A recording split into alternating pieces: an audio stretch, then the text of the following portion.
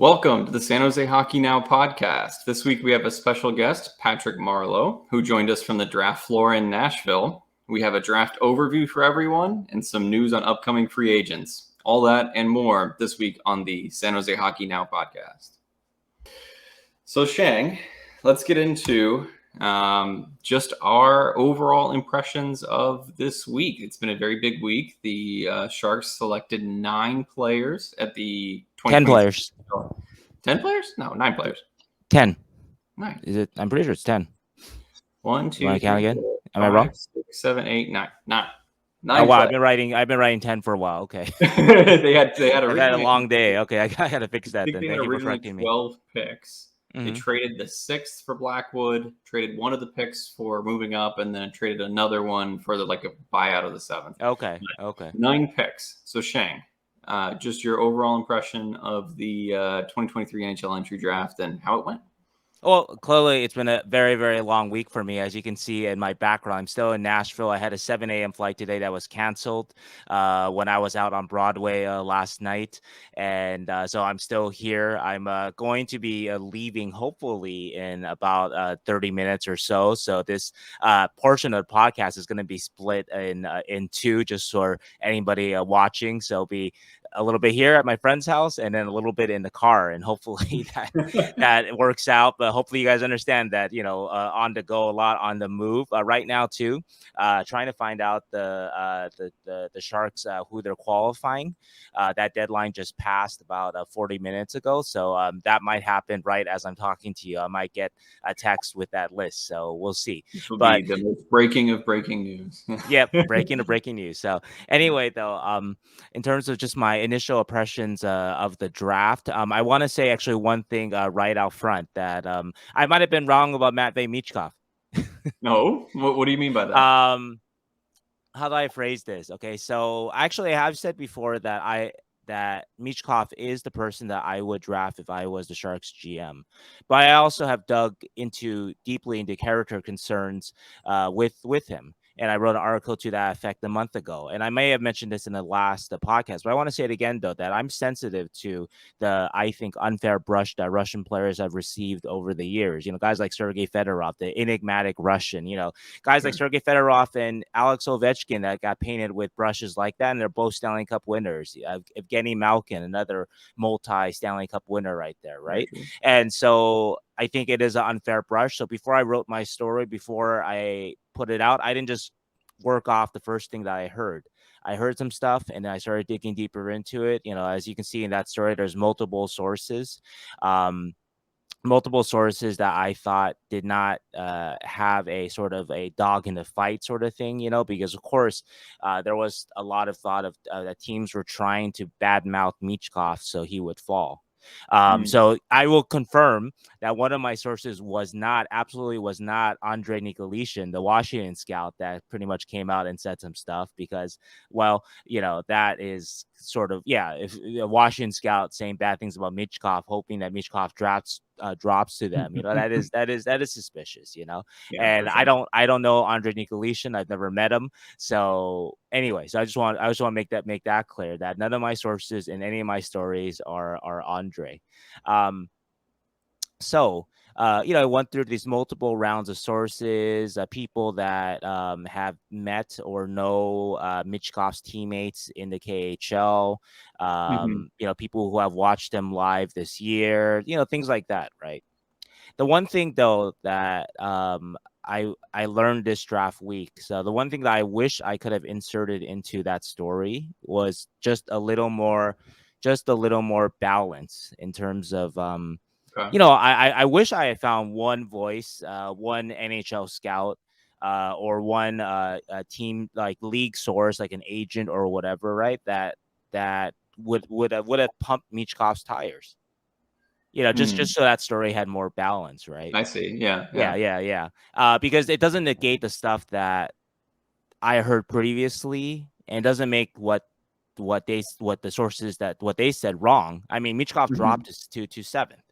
This guy was the number 2 talent in the draft. It's not the number 1, but at least the number 2, right? So there are reasons why the teams passed. Yeah. But For sure. And I mean, the contract being what it is, that's one of them, but there could That's be one of others. them, but the Mhm. other stuff too, right? If it was just a contract, if it was just a junior player that took 3 years to come here, but he was Mr. Character, Mr. Team, captain of the team, and also too he has Michkov's natural talent. That guy would have still been the second pick of the draft, and again, if not the first over Bedard. Yeah. Anyway, though, So so how were you wrong? yeah, How were you wrong so on that's the point yeah. of all this. So I finally found, and it may not be wrong in the end actually, but I finally found a very solid source over this past week, very solid, that Okay. loves Michkov, Good. that believes that Michkov, the character things, and he knows. Okay, so I guess I'll say without giving too much away, he is deeply. Hold on, I gotta check to see if the RFA list. No, not out yet. Deeply involved in. Well, no, maybe not so much him, but he he's deeply involved with Russian area people. Let's just put it that way. So people Okay. that know Michkov, have seen him live and whatever, right? So this is not just like necessarily secondhand, or if it is, it's secondhand with somebody who like is directly watching Michkov on a nightly basis, on a regular basis live. So loves Michkov, thinks character concerns are overblown, thinks that a lot was lost in translation, just being a Russian and maybe even North American teammates and that sort of thing, right? Yep. And Yeah. says that Michkov just wants to be the very best. And yeah, he may not be the nicest, warmest person in the world. He may never be the captain of his Sure. team, Mhm. but there are different, there's being kind of a selfish, entitled, a hockey player, which a lot of athletes, not just hockey players, but athletes are told from the age of whatever that they're the very best, right? And so Yeah, for sure. naturally, that can create that kind of arrogance or whatever, right? Of course, Mhm. right? So there's something like that, which is pretty normal. And then there's the Call it level of maladaptive. criminality, which Yeah, which yeah. which no one was, and I said that in the same story I wrote about Michkov's character concerns, that no one was saying anything like that. That Okay. the things I heard about Michkov weren't great, and that he may not be the very best teammate right now, but that they weren't disqualifying though. They're Yeah. things that people can grow into, Mhm. And in the last podcast, and I'll repeat the story really fast because I think that I got further confirmation on this story this past week, and it is very telling. It's a story I told last week about Dean Lombardi and Mhm. 2008 draft. And I'll keep it quick because I told the story last week with Dean Lombardi. Interviewed Erik Karlsson, found Erik Karlsson to be was off put by him, found him to be arrogant. Arrogance and all Uh, that. Yeah. Yep. And so number 13, he picks Colton Tuber, who played 24 NHL games. Erik Karlsson, of course, went 2 picks later, 2015. I'm sorry, 15th to the Ottawa Senators. Same Yep. draft, number 3, Drew Doughty. By the Kings. So the Kings could have come out with Doughty and Karlsson from the same draft. Like literally, the Mhm. LA scouts wanted Karlsson. LA scouts didn't want Tubert. This was a Lombardi decision. And so the two things that take away from the story is, first, that a guy like Karlsson can rebound from having that kind of reputation or rap, right? No one doubts, Mhm. even though Karlsson can be aloof and arrogant and all those things, right? There is no question, though, that if you get Erik Karlsson to buy in, you can win with him. Just think 2017 Ottawa Senators, 2019 True. Sharks, the Western Conference team. Yeah. So, there's no question with whatever, you want to say about Erik Karlsson, you can absolutely win with him. The second thing, though, is that how you present yourself and how what people think of you, and how you rub them the right way or wrong way, that absolutely can influence GMs too. And so I think we saw this with the draft. Obviously, the Flyers and Briere, they had a couple interviews with Michkov, Yeah. but they heard enough that I liked. And I will say too, just in terms of understanding, like kind of dogs in the fight. The person I talked to wasn't a Philadelphia person, Okay. trying to pump the tires I of see. of of you know of their draft pick. So it wasn't Andre Nicolishin, it wasn't the Philadelphia, it Yeah, wasn't you it can get wasn't someone it wasn't someone one of from the the head scouts Flyers. from Philly or So I something like promise you that. that. But Okay. It yeah, wasn't like but the head scout of Philly or whatever. no, it wasn't. But yeah, so I wish I could have put that into the story just to add some balance though, because this guy again loves Michkov, and Mhm. I'm not gonna say he loves the character, but doesn't think the character is an issue at all. Though we'll leave it at that. And Yeah. so yeah. And I think one of the like a couple of things. So, well, I guess I want to go back to one thing. Mhm. Would you have taken Michkov, or would you, or you still have that opinion of that would be your draft pick? I guess is the Yeah, question. yeah. I also heard really bad stuff about Michkov Mhm. from people I trust on Sure. this trip too. Yeah. Yeah. Stuff that I would have put into my article if I had heard it when I wrote the article a month ago. So Yeah. so extra stuff, right? So But I some other also things. heard, but this week was Mhm. really like bad stuff, but nothing disqualifying again, but bad Mhm. stuff from people I trust, but also like really glowing stuff from people I trust, Yeah. and about the character on the ice again, you know, guy just wants to be the best. Yeah. The I example think that was my used for me, not the yeah. perfect example, Michael Jordan. So That's definitely true. not the Just best. wants to be the best. Yeah. And there was, but I think one of the things that struck out to me about the whole Michkov situation, the whole week that we Hmm. were there, it's just how much the media like honed in on Michkov as the story. And it wasn't just like they went to the television cameras and said like, well, where's Michkov going to go, and drummed up that kind of attention. They were asking like Connor Bedard questions about Michkov. They were asking Will Smith questions about Yeah. Michkov. They were asking Oliver Moore questions about In Michkov. my in our press conference with Mike Grier, I noted in the story I wrote that there were more questions, or almost as many questions asked about Michkov to Mike Grier than Will Yeah. Smith, or compared to Will Smith questions. I I think there were think like 5 Will Smith questions. There are 3 Michkov questions, couple from me mhm. in Mike Grier's I mean, availability. it's a huge story, but I feel a Yeah, little bit bad about the kids that are getting drafted when their only question is like Reinbacher got drafted and he's going to be a great NHL player more than likely. But the hate that he got because of yeah, Michkov not being picked there, it in just I feel Montreal. bad Yep. for Yeah, no, the that draft is picks in a way. that's definitely tough. Yeah, no, for So sure, for it's sure. just it's something that I think maybe the media just kind of spiraled with it just a bit. Yeah, And then at some point, like it was just interesting being in the draft floor and seeing like in the backstage, Michkov like hugging, like Leo Carlson, and I was like, do they even know each other? I guess they probably talked or whatever. It just was mm. interesting to me. I was like, oh, he's not just like this, Russian secret. He's a player, and he's trying to find his way in the NHL. Hopefully, eventually for the Flyers. So Yeah, I yeah, think, hopefully eventually. But quickly about the rest of the picks mhm. before I need to Yeah, get going into for my sure. Uber to the airport. Um, Actually, I should also see. Hopefully, traffic's not too bad. Okay, no, I'm gonna be in good shape. Okay, How sorry much guys. more time do you have before your flight? My flight is at let's see, it is 4:50 Central. Mhm.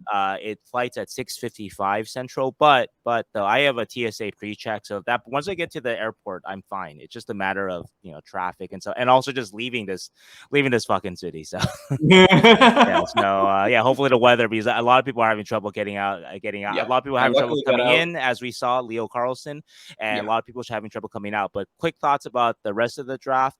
let's do it. Nonetheless, okay, so Michkov would have picked him over Smith, but still, Smith is a terrific pick. Everything about Smith, Mhm. quality of player, upside. Maybe he's not going to have like quite Michkov upside, but he's gonna be, he should be a top of the lineup player. If he's not a point per Mhm. game player, with sort of his skill set, right, then that's probably a little bit of a disappointment.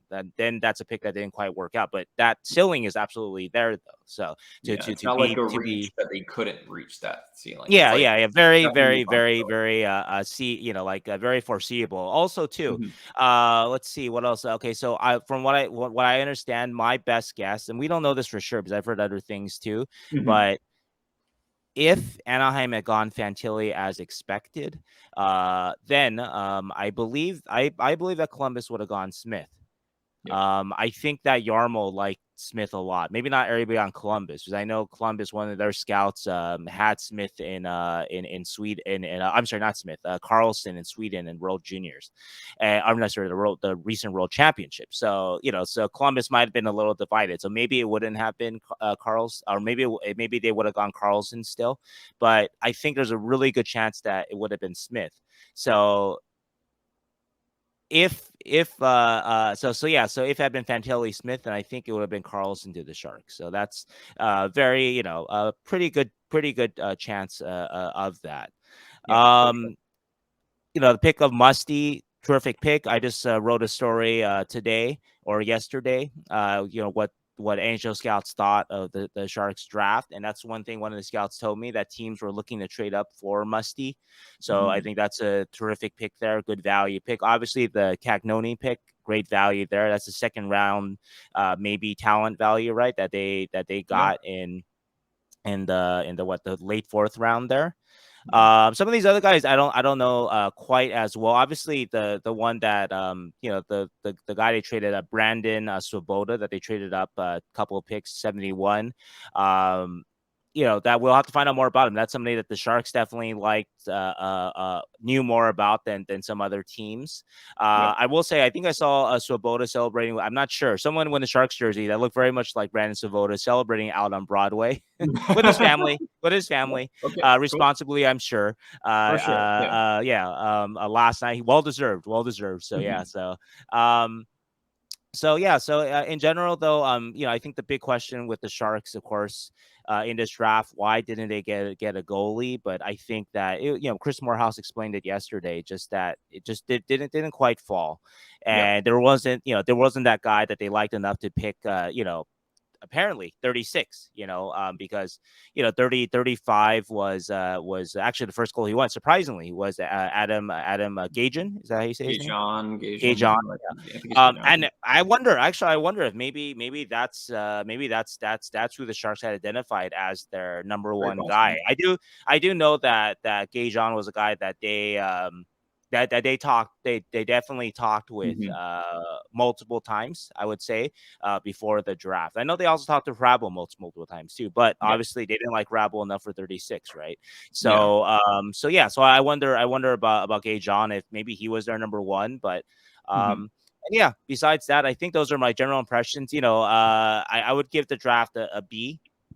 A B. One scout I talked to gave it B minus. Another scout actually liked it enough, B plus, in the A area, A minus area. I think it would have been an A, obviously, with probably with Michkov, but I think the Sharks did well overall here. We have some breaking news, Sheng. The San Jose Sharks have issued qualifying offers to Martin Kaut and Fabian Zetterlund, and have not issued qualifying offers to Blackwood, Gadjovich, Gregor, Mann, and Svechnikov. So, your thoughts, if you can give them while you're in the car.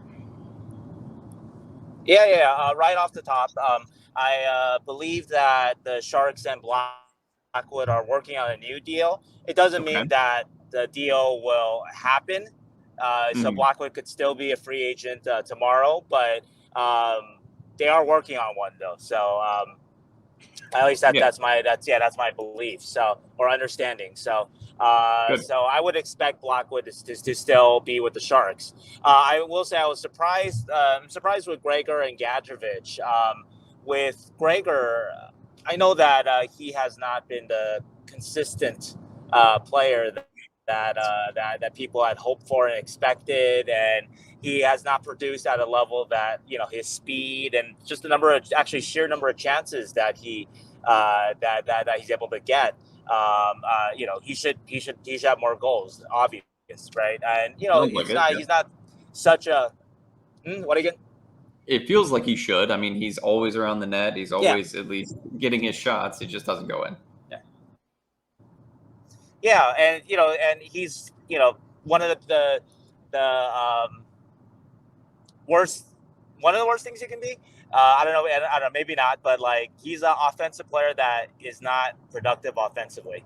You're not going to really use him defensively. He didn't pick up enough, defensive kind of game that he right now, at least as a Shark, that he could be sort of a stopper kind of defensive stopper kind of guy, which a guy of his speed and his physicality, actually, that's possible for him one day, but it's not right now.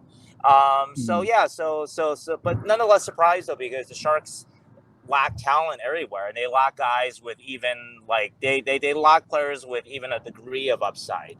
And Noah Gregor doesn't have a lot of upside, but he does have a degree of upside. And so if he kind of puts things together a little bit next year, and I could see him being, someone that other teams are, interested in at a minimum, because I agree, man. he's shown promise over the last couple of years. He's fast, right? You put him with somebody, something good, I think he's a guy that should get a contract somewhere. It's kind of like a Rudy Balzers after the Sharks bought Balzers out. Maybe Balzers isn't a $1.5 million player, like his contract, and is not a everyday NHL player, but he's a player that is young enough, upside enough that he's going to get a good look, and so I think Gregor will get that.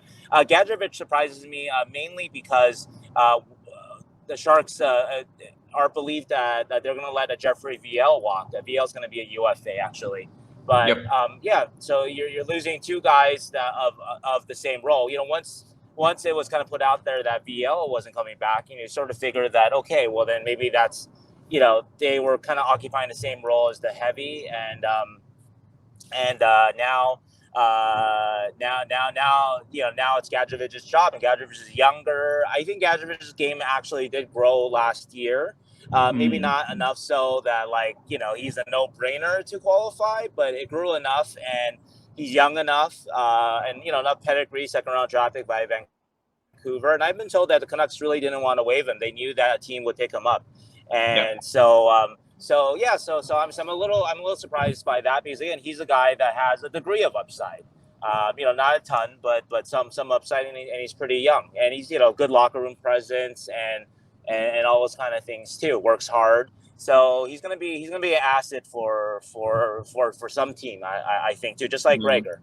The other ones that they didn't qualify, Strauss-Mann doesn't surprise me. That's been my belief the entire summer. I've written that or said that. Svechnikov doesn't surprise me. They did give him some run. Gave him a lot of games. And I do know that he was playing a little bit hurt at the end of last season, because I think he knew that he needed to be out there if you want another contract. Then pack it in, and even start, had a bad record and weren't going anywhere. And so he kept playing. And unfortunately for him, it didn't work out with the Sharks. But good luck to him. Good guy, and like I said, played hurt at the end of last season. Anyone else missing? I know Blackwood we talked about. Well, not missing, but we did get qualifications and a contract for Eetu Mäkiniemi and for Jacob Peterson, which we kind of both expected given their upsides and how young they are and everything. So they've already been done with. I think this could also just be the continuation of Mike Grier's purging of the prior regime's prospect picks, everybody that they picked up, right? So Gadjovich, Svechnikov. I think actually Svechnikov was Mike Grier, but Svechnikov is Mike Grier. But Noah Gregor and everything, it could just be the continuation of that effect, where even if they are decent or maybe qualifiable, it's they just want to give a new crop of people a chance, new free agents, a build up from the Barracuda, that kind of thing. That we could be seeing. And there's also just been a ton of free agents that or RFAs that weren't qualified that are just better than Gregor and Gadjovich and Svechnikov. So it's not just the Sharks. Sure, for sure. We've got and the Sharks will have a lot of opportunity to offer guys like that. I don't know, we saw Daniel Sprong become available. So guy like that, come to San Jose, and you have a very good chance to be a top 6 winger. So yeah, absolutely. And I think there's just there's so many that are out there that are Morgan Geekie, Daniel Sprong. They got Cal Foote. They got Tyson Jost, Sam Steele, McLeod, Comtois. Yep, there's just a ton of, probably all of them being better in some way than Gregor and Svechnikov and Gadjovich. Right. More track record, right? Comtois has hit 15 goals before. Sprong, it has scored double digits, right? So absolutely, no, that's a fair point too. When we talk about guys like Gregor and Gadjovich that offered some qualities, but it sounds like it could be a bit of a buyer's market at the low end of the free agency pool. Yeah, absolutely. I think we're losing Sheng just a bit. Maybe he's going to come back here. If not, then we can wait for him to resume when we get back to the part of the podcast, but we'll see here. Sheng. Hello. Am I back? You're back. Oh my gosh, you're back. Yep. Okay. We lost you for like a half a minute. This is that was just an internet dead spot. Not nothing worse than that. So it's gonna be very dramatic when we put this out, though. There's gonna be all blackness for 30 seconds there. But anyway, I just was saying that Kaut was the one that I thought maybe they wouldn't. But I guess they saw enough out of him in his time with the Sharks. Yeah. I mean, I don't know. I'm not sure if I quite see it, but he's a player of some talent, good size. Obviously, doesn't skate too badly for a guy his size, and down low and tight, he does have some quality to his game, so maybe he can blossom. Yeah, I think there's enough there, and also I think now with Ryan Merkley not getting qualified, I think we can officially say that they won the Ryan Merkley trade. Not that they won the draft pick, but they won the trade for now at least. But I think there's enough there. They can re-sign. They can re-sign Ryan. Yeah, they can go get Merkley again if they want. But I think there's enough there with Martin Kaut to. Also, he has some value as a tweener pick because he was pretty good on the Barracuda in a position that the Barracuda doesn't have a lot of depth, like on the wing, basically on the right wing. Right. So I think even if not, he's got enough of a runway and is well liked enough by Mike Grier to stick around. So, Zetterlund. Yeah. I think everybody has mentioned that Zetterlund did not look great after the Meyer trade. So, and he had very, very low point totals and just wasn't doing a whole lot up in like the top 6 role for the Sharks. So it's not that anybody's surprised that he got qualified. It's just that, it shows that they still have some faith in him for next season. Yeah, I mean, they're banking on the previous scouting reports about, why they acquired him, right? And, all the scouting reports before on Zetterlund were pretty glowing. Not like he was going to be like a first-line guy, but he's going to be a really solid third-line forward for years to come. And so hopefully he fulfills that. Yep, absolutely. I wanted to touch on just some of my takes on the draft while we got you here, so you don't have to talk as much. Oh, sure. But I agree with most of what you were saying. I talk enough. No. Just in it's difficult being in the car, and I just got back myself from the draft, so I was in a car all day, and then I'm now in my beautiful home. But I'm also ready for bed. But anyway, the draft was an amazing time. I think me, you, and JD provided a lot of good coverage, hopefully for everybody, and can't wait to do it again the next year. But a couple of things. I think the Sharks knew that the pick that they needed to make was Will Smith. They know that in the future with Hertl and Couture getting older and this team kind of trying to turn over a new leaf in ways, they're going to need to build down the middle. And I think you had asked them a question about whether or not they think that Will Smith is going to stick at center, given his his profile of more of a less defensive player. Does he have enough of size and a defensive acumen to play center? Which it sounds like they think he does. It's just something that needs to develop, of course. But I think the pick that they needed to make at 4. There was also some just talk on the draft floor that Michkov didn't pick where he wanted to go, but he might have instead, in a way, where he was maybe not meeting with teams or maybe not giving them the full answers that they wanted to kind of fall to where he wanted maybe. This is all rumors and speculation. Maybe it'll come out eventually, but that's kind of something that I think when people think about, we didn't pick Michkov, might not have been available to be picked in a realistic sense.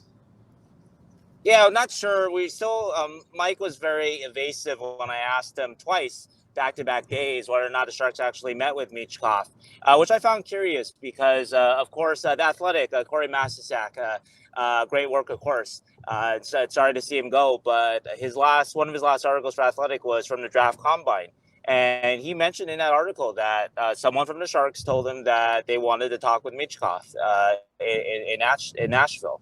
And so that's already out there. So I'm not sure why Mike was evasive about it.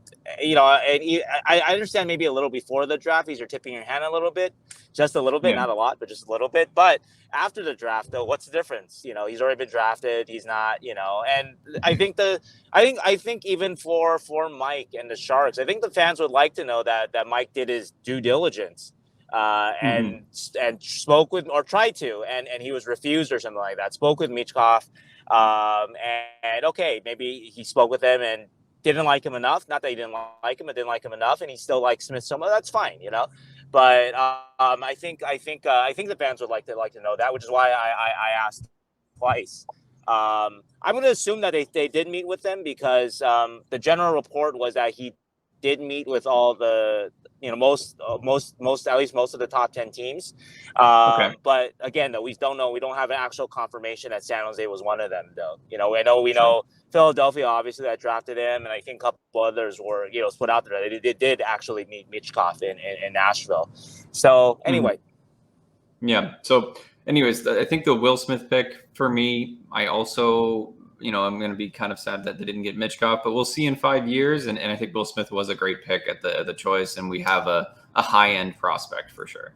The Musty pick was Musty and actually Hultunnen for me were not like need-based, but they did address a need in the system for the Sharks, which is basically some size on the wings, right? So we have so many under 6 foot wingers that have been drafted in the past 3 years or acquired or in any way that are in the Shark system right now, that it feels like they're missing size down the left wing and right wing. So, Musty 6'2", 6'3", somewhere around there, big player, can be physical, isn't always, but can be. And then Hultunnen, obviously very tall, 6'3", something like that. Still developing his game past just get pucks to the net, kind of be a shooter kind of guy, but definitely with size. And I think that was something that the Sharks got to get in shape too, apparently. Yeah, I saw that. There was a report about Hultunen's conditioning, which is interesting. His hockey sense and conditioning might need a little bit of work. A scout told me that. Yeah, but then their next pick, Svoboda. Well, that's okay for 36, though. Yeah. There's still work to be done there, and he definitely has a monster of a shot, like a fantastic shot. And then their next pick at 71, it sounds like they picked more of the athletic type, right? So Svoboda got high numbers on a lot of different combine events. And it's been well thought of in terms of his athleticism. So they went with size again, but just somebody who's a little bit closer on the athletic scale, but a little bit lesser on the skills scale. So it'll be interesting to see where 36 and 71 kind of develop, basically, because they also traded 94 and 100 to get 71. So that was one of the 3 picks that they lost. So there will be some comparison. Can I ask you? I didn't look this up, but the draft value, is that about right? The draft value charts, about right. 94 and 100 for 71. Yeah, once you get okay. Yeah, it's pretty close. I think it's slightly more for the 94 and 100, but once you get past pick 60 or so, the value is just straight down. So I think it's slightly more for 94 and 100. Decimals. Okay. Yeah. Yeah, it's very close. Okay. So, I think it was a fine pick for the guy that it's just people will always argue that was Svoboda going to be there at 94. Who knows? 93 was Yuri Felkman, which if you don't know, Chris Morehouse said that he did not. Yeah. Yeah, exactly. They didn't think so. Chris Morehouse said that he did not think. Yeah. My main point is 93 was Yuri Felkman, so the pick right before there. And Yuri Felkman is a very, very unknown Czech prospect that was drafted because he's 6'4", athletic, skates decently enough. So it's at a certain range in the draft, you're just picking a project or a guy that you maybe see could develop into something. But it's not like they're off the board picks from 70 to 90 that happen all the time. So just wanted to put that out there. Beyond Svoboda, obviously the Cagnoni pick was a huge thing for the draft, for us to be there. Graded anywhere from the 30s to the 60s by most mocks or most draft guides, and he fell all the way to 123, which is a fantastic value in terms of a pure numbers perspective. We met with Cagnoni at the draft and talked with his family a little bit, and he seems like a great kid. So really excited to see where he goes next. They picked a couple more players in the end of the draft that have qualities of NHL players. Axel Lander is a physical defenseman out of Sweden, good size, okay skater. They felt had some qualities that could make the NHL one day. And that's at a certain point also what you're looking for in the draft is your project picks, right? They had some connections to the USHL this year, which I think was touched on as well. David Klee, Erik Polkamp, Brandon Svoboda, all out of the USHL, US development, the US development pathway, not the program itself, essentially. But just an interesting shift. I think that might be the most USHL players we've drafted in many years, probably since 2017, I think, something like that. At least a couple of years. I didn't actually look, but wanted to get your thoughts on that too, if you had anything else to say about the last few picks. Or we lost you. Okay. No, not really. Last few picks are sort of like, I mean, they all have they all have some like some skill that's not maybe high end, but like higher than than most, right? But of course, it's about the rest of the Musty's package. I know people like that headline. So it's about the rest of the package coming together, and so so we'll see. I did like the scouting reports though that I did get on the last draft pick, Rimashevsky, I think his name is, the Belarusian. Yegor Rimashevsky. Just kind of pure offense. I think Elite Prospects. Yeah, I think Elite Prospects wrote that like, if there's any person that cheats on offense, it's Shipvalevsky. So yeah. So that's fun. I like that. So so hopefully hopefully you can put up some points somewhere, if not for the NHL. There was definitely some aspect of Russian players that were drafted a little bit later and some that were drafted a little bit higher, right? So we had Boot and Simashev and Michkov all going in the top 12, which probably is about right given that they're all unique and actual high upside picks. And then you had players like Timur Mukanov going 160s, and he's rated in the 50s to 100s. And then Rimashevsky was rated anywhere in the hundreds or so, and he went all the way to 203. So, actually, what I do have to say about that is that it's actually nice that it seemed like, even though like teams had to take certain lengths to scout the Russians. There's a story that we got from Craig Morgan, Arizona, everything Arizona Coyotes. He knows everything about them, and he put it in his story too that the Coyotes snuck scouts into Belarus to see Simashev and Boot. But anyway, what was nice about this draft is that as big a story as Michkov and the Russians were, that they all pretty much the Russians, they weren't like pushed out, dropped out of the first round. A lot of people had Boot maybe in the 20s. He obviously went higher. Simashev obviously went way higher than expected. And so basically Russians were kind of treated like normal in this draft. I mean, not exactly obviously with Michkov and all the headlines around him, but but just in general though, there was like you mentioned, there were the guys that went higher than they should have. Or higher than expected, not should have, higher than expected. There's guys that went about where they should have, and there's the guys that dropped more than maybe projected, and that's just like any normal draft. 100%. That's just like your normal Canadian or American or Finnish or Swedish prospect. They're going to go in a big range, and it's not like there was any kind of run on Russians or any kind of like, we're not going to draft you, kind of thing. I think there was just a spread basically of where players were going to go. So I think my favorite pick is going to be the Cagnoni. I'm going to say it wrong 20 times, and then Liz Child is going to yell at me. I think it's Cagnoni pick for at 123. I think that's going to be my favorite of the draft. I think that's a very high upside pick that they made. I think our last segment, if we've got a little bit of time before you make it to your final destination here, Sheng. Actually, this will be your partial destination. Yeah, almost at the airport, will be the free agent. Hopefully the plane leaves. Market. So we've got about 36 hours before free agency opens. And I want to get your thoughts on what you think the Sharks might target for free agency, if you've got any names or positions, or what do you think? Yeah, I haven't dug as deeply as I want to, just because of just the timing of this, right? Like this is a little unusual that a draft is so tight with the free agency, literally like a day in between. At least the last couple of years, obviously with COVID and stuff. And anyway, it's been a little different. So haven't been able to kind of dig into the free agency class as much. I know it's not as strong too, so that's part another reason why I didn't dig that hard into.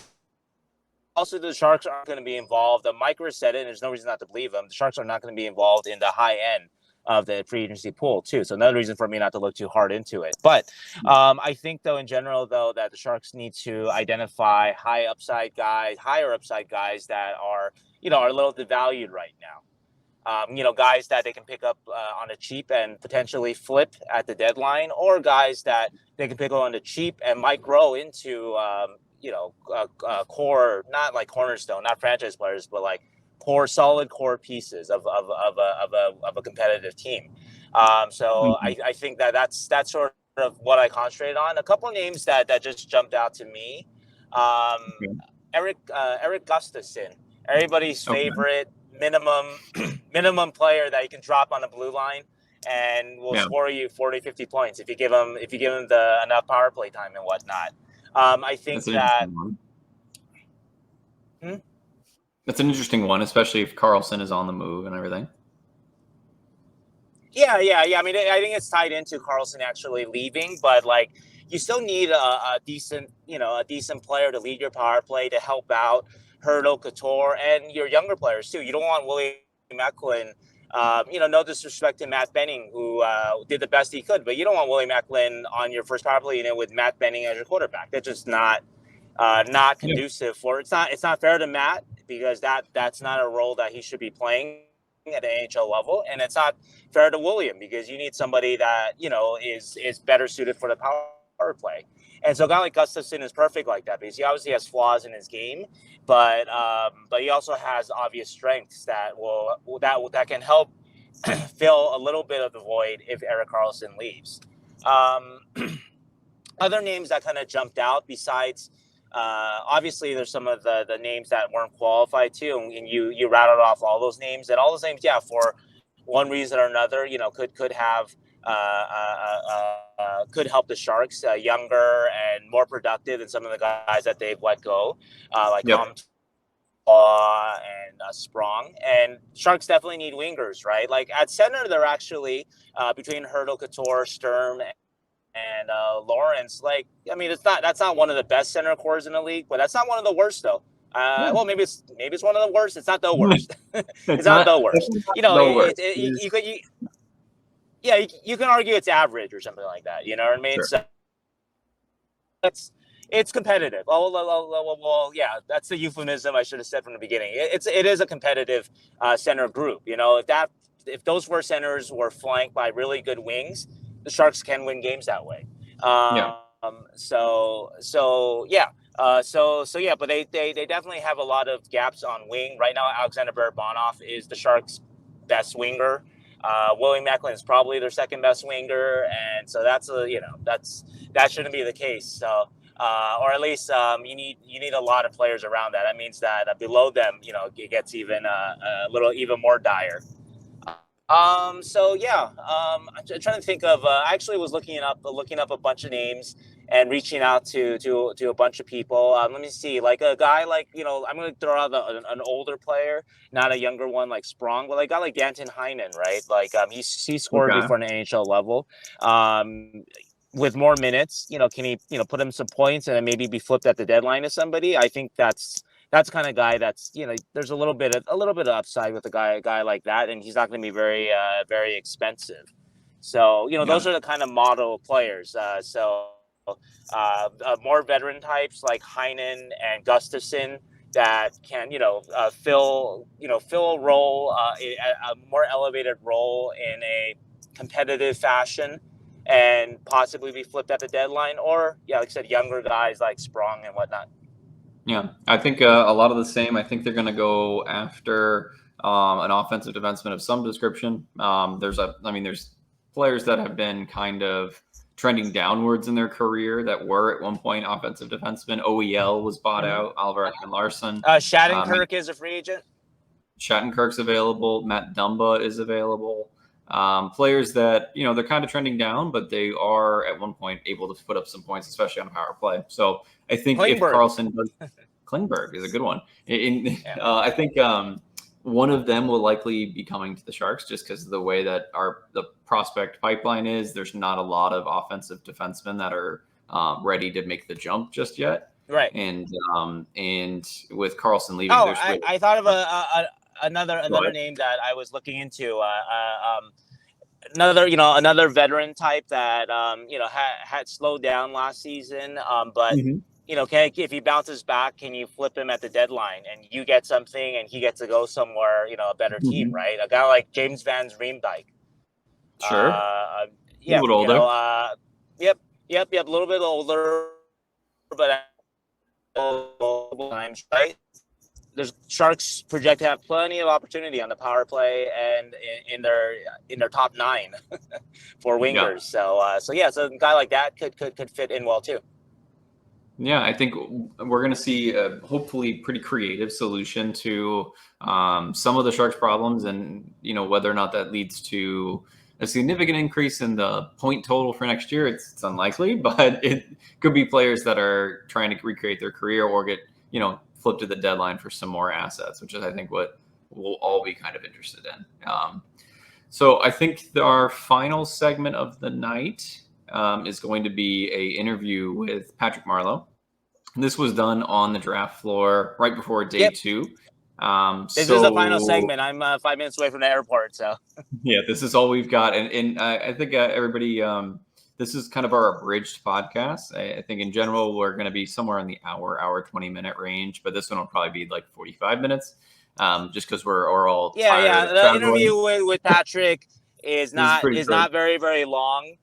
Yeah, but it's still the first time that he's spoken about the development, being rejoining the Sharks in the front office capacity. I know that he was on, I think, an NHL Network too during the draft, but we actually talked with Patrick before that, so we just didn't put it out before. More exclusive, more personal interview with Patrick. So I hope you all enjoyed that. Next week we'll be basically having our dev camp. Okay, Keegan's going out now. There's going to be lots of news. I think it's okay for us to play it now, and then we'll see you all next week. So thank you so much, Sheng.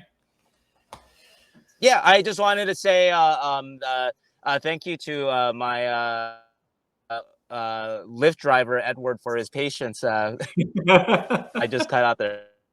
Okay, we got the shout on this pass for the last 40 minutes or so. So yeah, if you're ever in Nashville, and you're man for a ride.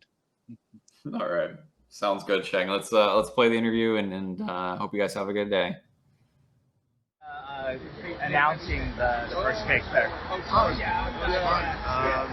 Yeah, it was pretty exciting and pretty cool to be able to do that. Yeah. What did you know about Will before, or did you hang out with him yesterday at all? Just watched some video, kind of came in. This is all new to me, so I'm just trying to pick up what I can when I can. So I was able to watch a little bit of video. Wasn't it just kind of perfect though? Obviously, 1997, you're the second overall pick, and then now you're back here. 26 years later, announcing the Sharks number 4. Yeah, it's kind of crazy how it just kind of goes by like that. Right. But, it was great to be able to be part of it and be part of their special day.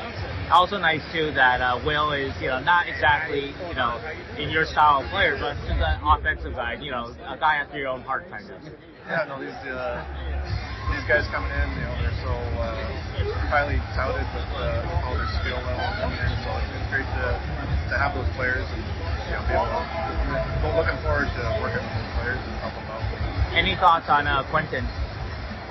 Just excited to get work with these guys. I think we got Dev Camp coming up, and being on the ice with these guys, and trying to help them any way possible. So I'm looking forward to getting to meet them and know them and see what makes them tick, so I can try and help them. Yeah. And what I'd like to kind of get into a little bit is sort of obviously coming out. You took a year off in Florida. Why exactly this path with development? Instead of other, I'm sure, roads that are open to you with the Sharks. We just kind of felt that would be the best fit or the best spot to kind of start out at. As kind of already got a little bit of experience doing that as when I was playing. So looking forward to be able to kind of focus on that as well to some of these guys out. And how did the experience last year at Death Camp? Did you came by for a couple of days there? How did that experience sort of tell you, like, hey, this would be a good fit for me? Yeah, no, it was fun to get out there and kind of go through that Death Camp from not the player side, but the coach side. Same thing, like getting to work, getting to know, what we're trying to do with these kids, how we're trying to bring them along, and certain kids need to work on certain things. So it's still a big learning curve, but excited to learn it. And you're also, a advisor, so you'll be picking up other things too. So, are you just sort of trying to soak up everything and then just figure out your next step, kind of? Yeah. It starts of giving me the benefit of being able to, kind of look in on different departments if I want to, and kind of just learn the game as much as possible. And, so looking forward to taking advantage of that. Patrick, when did you know that you were going to get into the more management side, the more like development side of things? Probably just right before we were just talking with Mike and everybody else at the Sharks. Kind of just trying to see what would work best, and just to be around and just learn a little bit at a time, or a lot at a time, whatever it is, just be around and help out as much as possible. Well, do you see some of your peers like Steve Yzerman, Joe Sakic? Can you see President Patrick Marleau, GM Patrick Marleau one day? I don't know about that. We'll just stick to just learning what position I got right now. So, but it's extremely exciting to be around all the staff and everybody that's been doing it for a long time. So I'm soaking it all in. And from what I understand, you'll be focused on Barracuda and younger Sharks players, and you'll be mostly based in San Jose. That is sort of Mike Ricci has been doing that too a lot this past year. So will you be kind of working in tandem with Mike? I believe so. Yeah, this is. We're gonna, kind of play it by ear, but I'm looking forward to get back, and obviously we're gonna have all those discussions of what we're gonna do together. But we'll be working together. Looking forward to it. Yeah. So you'll bring a little more of the soft touch to the prospects, and Mike. We know what Mike brings, right? Well, are you your family? Everybody moved back to San Jose then? Yeah. Yeah. Oh, okay, that's awesome. Okay, your sons. I know you moved to Florida in part because of your son's career. How's that coming along? Good. Yeah, he'll be away from the house next year playing hockey, and that's going to be a lot different for our family. So it's going to be sad to see him go, but he's at that age where he's ready to move on and keep continuing to follow his dream. Where do you think he'll go? Probably somewhere in Canada, I would say. All right, awesome. And family all happy to be back? Yeah. It'll be obviously wife's from there. We've got a lot of family close there. Did you keep the same house? Yeah. Oh.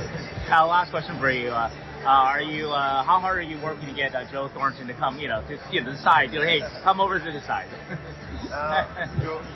Joe's a big boy. I mean, we'll talk to him. He's around a lot already. From what I heard. So it'll be on his time. All right. Well, Patrick, congratulations. Thank you so much for the time. Thank you. Nice to meet you.